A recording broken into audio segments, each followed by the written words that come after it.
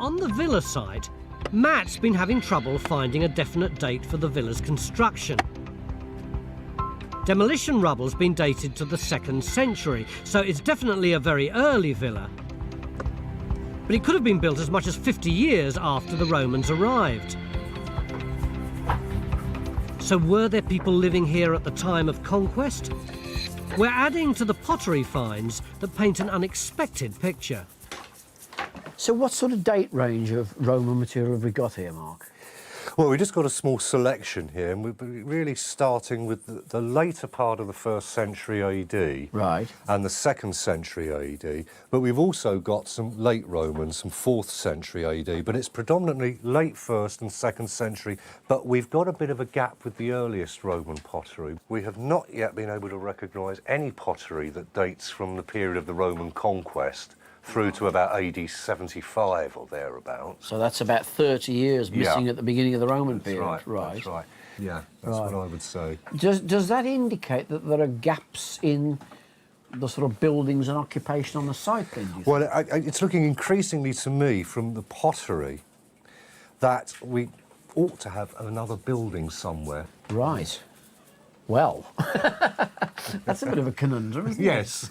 I mean, you're presumably not thinking of a villa-type structure at all, are you? No, I wouldn't expect a villa at that date. You're probably thinking about a timber building, a farmstead. It could conceivably still be a roundhouse at this phase and just making the transition to a more rectilinear Romanised timber building. Right.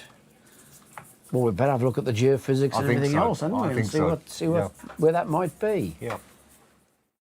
If we find a missing building, it may reveal Romanisation, no longer wooden and round, but rectangular or stone-built. Then in Helen's Trench, we find hints of just such a structure.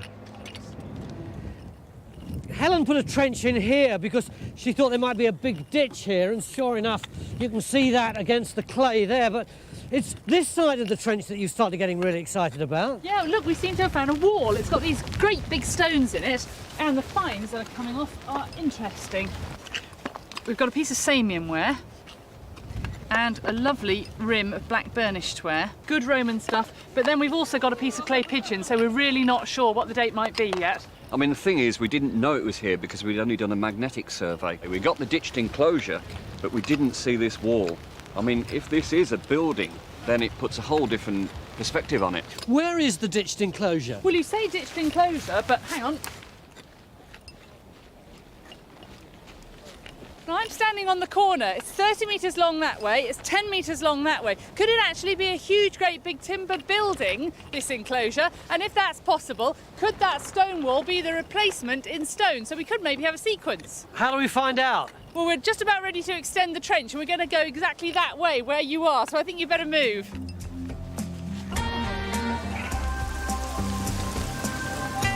But the West Country weather is proving a challenge.